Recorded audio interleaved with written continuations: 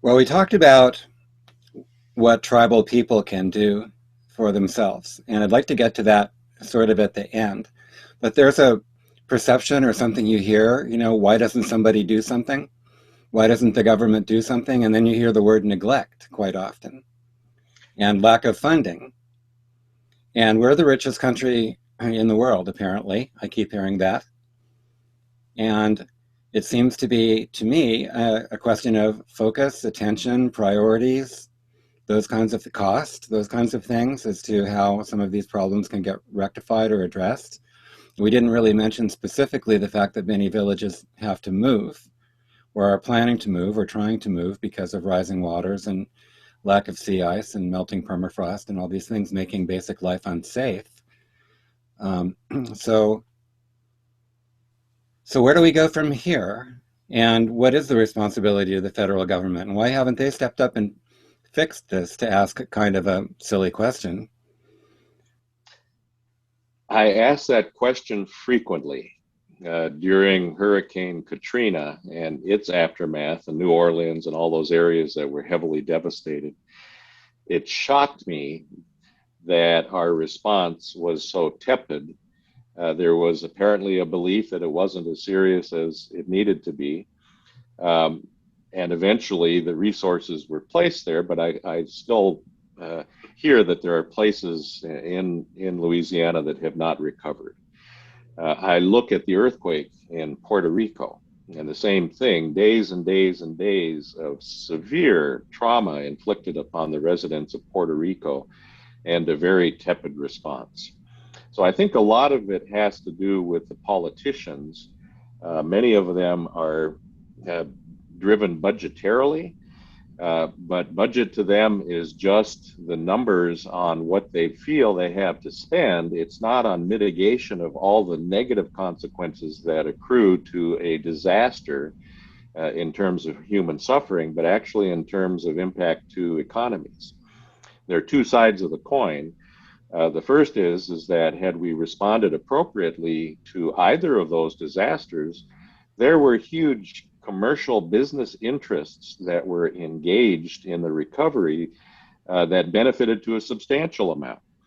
Um, Interestingly enough, there were a couple of FEMA shelters in Nia Bay, a place where I spent some time as their tribal health director, that were uh, auctioned off, sold after the Katrina immediate issues had been felt. So someone had to build those.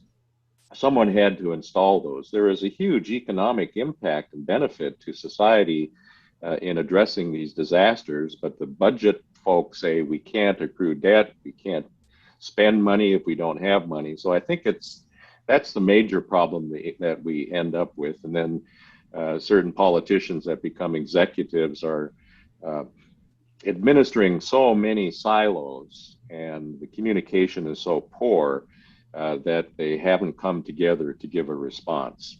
The same thing is true in every organization I have managed over the past 20 years.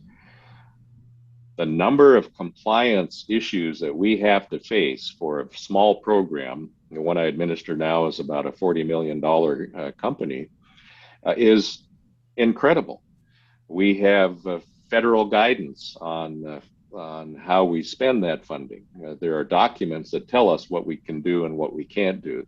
The federal acquisition regulations, there's a lot of what we can do and what we can't do. When you look at the list of add-ons to any grant or contract, they are pages and pages and pages long. And so what happens with the federal government here is that they'll treat symptoms for a while because siloed organizations do that real well. So if we have something that is a symptom, the FEMA structure will go into place, and then there might be a response, sometimes quickly, sometimes not so quickly. But when we have all of these siloed programs with different areas of responsibility, one dealing with fuel, one dealing with healthcare, one dealing with transportation, one dealing with climate change, they all have to get together. And so what Congress has done is required FEMA, for example, to put together a risk mitigation plan in order to coordinate all of this.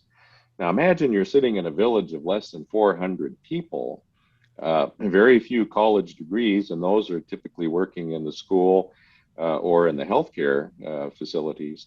There's very little coordination, and then all of a sudden you're required to be the lead agency, either as a city or a tribal government, to put this all together.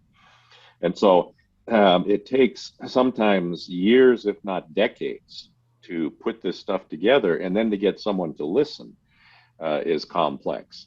The federal government would have an incredible impact on the state of Alaska economy if it fully funded relocation of Alaska Native villages. Right now, I think there are between 25 and 30 that are very close to having to relocate. The state of Alaska Can economy you would name some of benefit. those briefly? Just give me a few so we can locate ourselves on a map. Yes, if we're looking at villages that are relocating, Nutuk is one that is currently in the process of relocating. Um, Hooper Bay, a community that my organization works in, is now beginning to realize some of the um, issues related to erosion of riverine banks as a result of permafrost. Bethel itself has put in extensive uh, um, rock barriers to try to stop the river from eating into it as a community. Even Cordova, where my dad was born, has some issues that will accrue because of the retreat of glacial ice and water issues. Interestingly enough, when glaciers retreat, the land around it actually bounces up, so you don't have a subsidence problem. You have a come up in height problem. Quinnahock is another area, a lot of substandard housing. And so to try to figure out when a village will have funding to be able to move so that you don't build a lot of new housing in a community that has dilapidated housing and is in need of new housing is a huge issue. So a lot of communities, and I don't know all of the 25 to 30, I've not been to a great number of them, but you'll find them on the Kuskokwim and Yukon rivers as the permafrost begins um, melting. Then the river erodes a lot of places away. Buckland, which is not too far away from Kivalina, spent a good couple of weeks underwater predominantly. So we're going to have to be looking at other mitigation type impacts, because to move every village in Alaska is a huge expense, probably $500 million. Yeah, I was hearing 100 million plus per village, depending on the size of the village. Is that anywhere remotely accurate? Probably. A lot of villages are fairly small. Hooper Bay at 12 to 1300 would be very expensive. Nutuk is relatively expensive, and they've basically only moved about half of the village from the old village to the new site. And it's not just moving the people, Robert. You have to move the runways, you have to move the landing sites for barges, you have to develop the infrastructure. The school is the biggest expense. Building a new school in rural Alaska can be a $50 to $100 million expense by itself, depending on the number of kids that are in there. And then, of course, to have any sanitation, to do the infrastructure for trash disposal, for sewage disposal, that all has to be coordinated. And then again, if you, like Nutuk, you have people in two different locations, there are issues that healthcare have revealed when the new airport is at the new village site and the old airport is no longer functioning at the old village site. I think there's a significant 5-6 mile commute just to get to a medevac plane, and my understanding is that someone actually didn't make it as a consequence. So this gets down into a little bit of minutia and detail, but all of these major issues of coordination, of communication, of funding sources have to have some coordination that's not occurring in many of these cases. And so the solution is probably to do what the government frequently does, and that is to have interagency organizations that are set up as a separate structure to help these very small communities coordinate.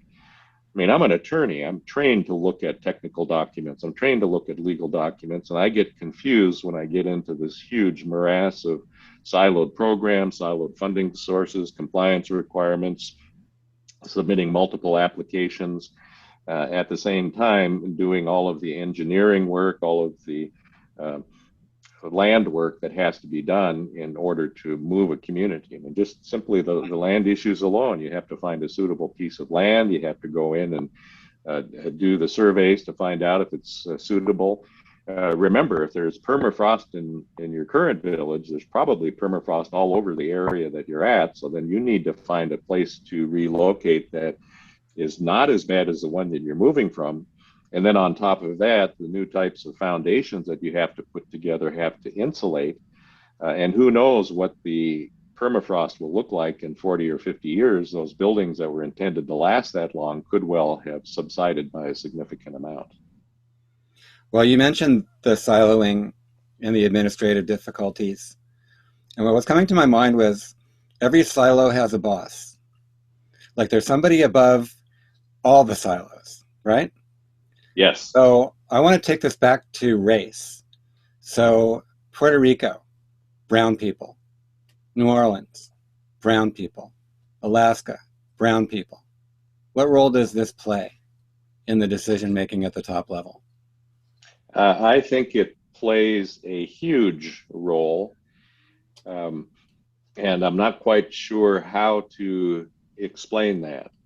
American Indians and Alaska Natives receive healthcare benefits through relationships with the federal government. Um, but the huge number of health issues that have accrued because of race, and understand that race is a source of historical trauma. And so when you are beaten because of your brown skin, when you are abused because of your brown skin, when I can give you an example from my life. Quite obviously, you can see my brown skin. Um, but when I was a boy, about 10 years old, my mother lost us to the state of Washington. We were taken away from her through their children's services. When you look at children's services in most states, and here in Alaska, 60–70% of the children taken away from parents are minority children. That is a huge event for the perpetration of toxic stress. In Alaska, 30% of our prison population, it's a little bit less than that, is Alaska Native males. And we are only about 19% of the population, but in the demographics of that 19%, a huge number of them, 40–50%, are less than 18 years of age. We have a very young population. So racism is very clearly a huge problem. And when it comes to spending in communities of color, we find that the spend is not significant and hindered by a lot of different barriers that are put up in front of the community. So you hit on a point that is very contentious. I currently work in the Sure. field of poverty, Robert, in the state of Washington. In their recently concluded task force on addressing poverty, found that there were two issues that needed to be addressed in order to help alleviate poverty. Alaska Natives are a huge percent of the poverty population in Alaska. But the two things that the state of Washington found was to address this historical trauma and to address racial inequality. So you've touched on a point that is been a long time in being addressed, but at least it's in some states like Washington State, it is now stepping forward as the root cause of one of the reasons for poverty existing. And of course, poverty makes it very difficult for anyone in a village that has to be relocated to get a new home. If you're only making 30,000 on average, which is the average wage or average household income in Kivalina, that's not going to support a house that could cost 6 to 7, 800,000 in another community. So there's really no chance that someone is going to be able to build a house in a new location and finance it through conventional sources, especially with all of the natural disaster potential that is hitting these communities. Is that why there's no funding until the disaster happens and life and death are on the line on a daily basis and it's in the newspapers? Pretty much so. First off, you have to get the attention of politicians who are immersed in all of their important issues of the day, like abortion and um, defense and their own individual drama. But there are politicians, and you and I had this conversation, there are a lot of them who are early adopters Yeah. of great ideas. And we're fortunate that there are politicians who are trying to think ahead and at least have the backbones of programs that might be um, available or switched or funded. So one of the programs that we have available in Alaska through um, the work of our late Senator Ted Stevens is the Denali Commission. The Denali Commission was a source of funding. It was one of these interagency funded entities that was addressing issues like sanitation and sewage and water in rural Alaska. So there's a lot of hope out there. The structures are in place. What it really takes is that conversation, elimination of silos. You mentioned each has a boss. Of course, each boss has their own ideas. And then they have to compete with the bigger bosses and the bigger bosses after that, who all have their own agendas to play out. Communication is critical and important at a time like this, and it's only now really starting, and it's being demanded by the American Indian Alaska Native community that climate issues be addressed because, as we've just demonstrated, we are severely affected and impacted by what's going on in climate change in this country and in this world today.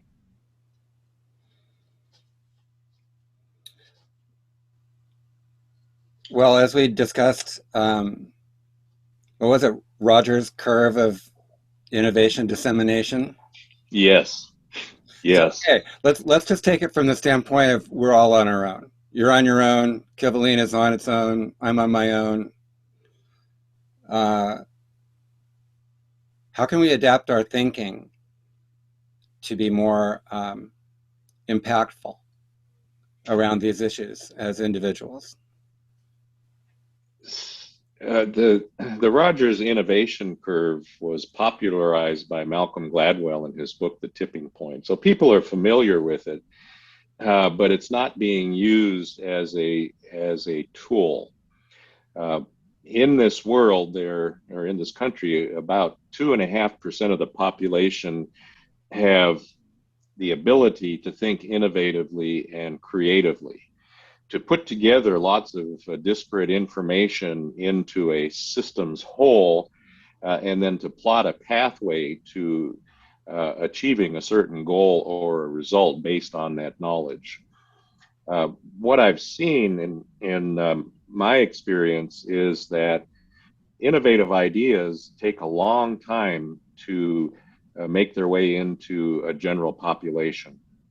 And so when I was somewhat teasingly saying I'm happy to talk to another early adopter, which you are, if not an innovator, it's because I realize that the pathway to impacting the majority of people in this country is through identifying early adopters, making them aware of their orbit of influence. So Daniel Kahneman won the Nobel Prize in economics for his study of cognitive biases. Your brain behaves in predictable patterns. And one of the predictable patterns, for example, is the affinity bias. Um, when I met you, you were a friend of mine. He liked you. I liked you immediately. That's an affinity bias. And then to hear the kinds of things that you were involved in took me to other biases uh, that form a bond, and then I'll go out and I will be sharing information with my circle of friends. And as we do that, I'll capture some people who are also early adopters and we'll work towards this early majority. We're doing that in climate change. The problem with climate change is that we have huge economic interests on the back end, and what Professor Rogers referred to the back end as laggards. people who have no incentive to change because they're benefiting tremendously from the existing circumstances. So with climate change, I'm beginning to see a little bit of the shift. I shared with you yesterday 2 resolutions that were recently passed by the Alaska Federation of Natives and the National Congress of American Indians. The early adopters in the American Indian Alaska Native community are now out there trying to influence the early adopters to begin to take a path of action to address climate change. People who are working on the Paris Accord initially and got it put together were the invaders. When they got enough people to agree to it, those were the early adopters, and now we're looking, and I think we're into the early majority. I don't know that we can wait to get to a substantial majority, but at least that we're at the point right now where we can begin to impact some of the most egregious symptoms of the systemic issue of climate change that's facing us.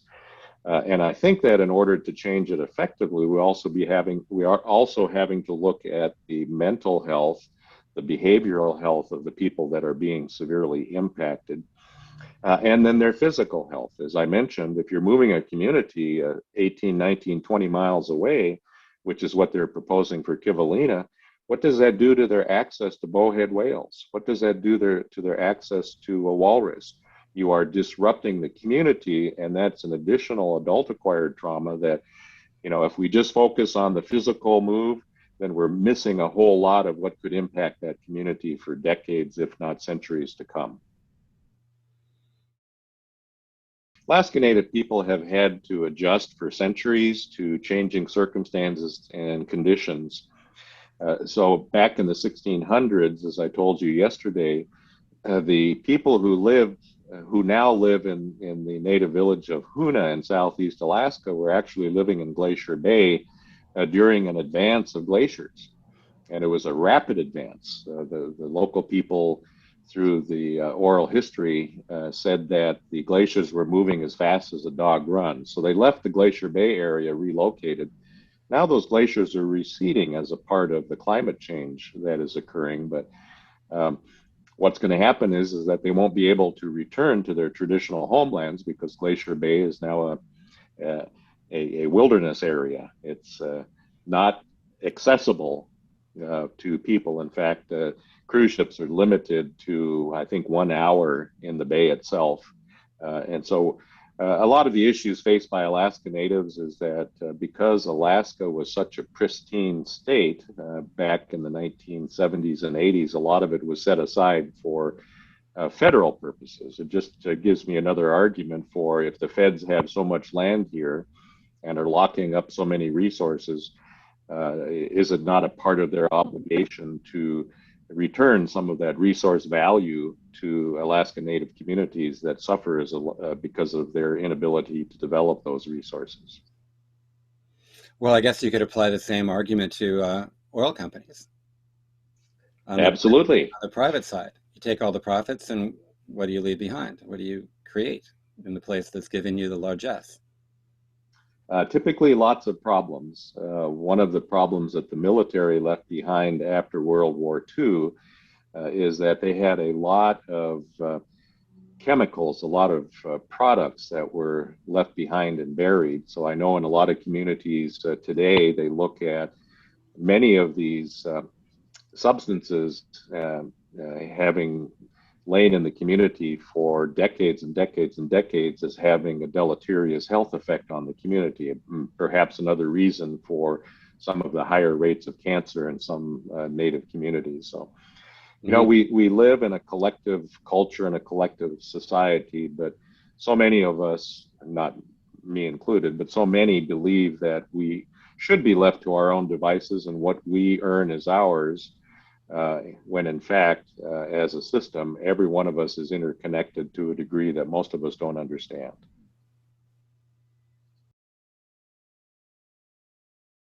I have one thing that struck me. Felix Cohen was one of the greatest Indian law scholars of all time. He was not American Indian himself, but I think he was a solicitor for Department of Interior, and he wrote the um, first handbook of American Indian law. But as a young college student, I remember a statement that he made. He talked about how we treat the American Indian as being analogous to the canary in a mine. Canaries were kept in mines to make sure that methane or other gases didn't impact the miners. And if the canary died, you were in serious trouble.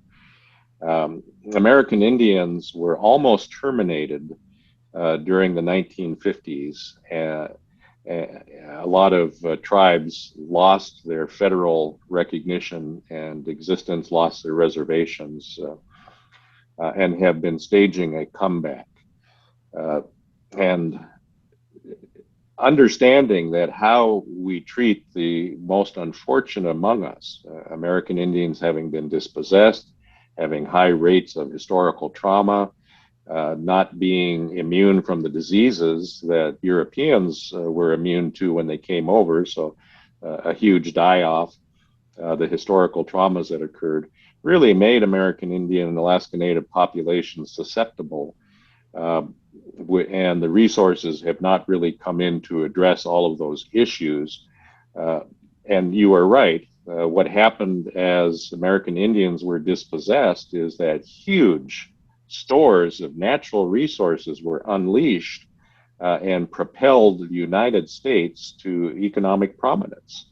And so I like Cohen's analogy. I like what he was talking about American Indians, Alaska Natives being the canary in the coal mine, is that if the health of American Indians improves, and if we're usually the last to be dealt with, then you can probably be assured that the health of almost everyone else in the country is improving as well.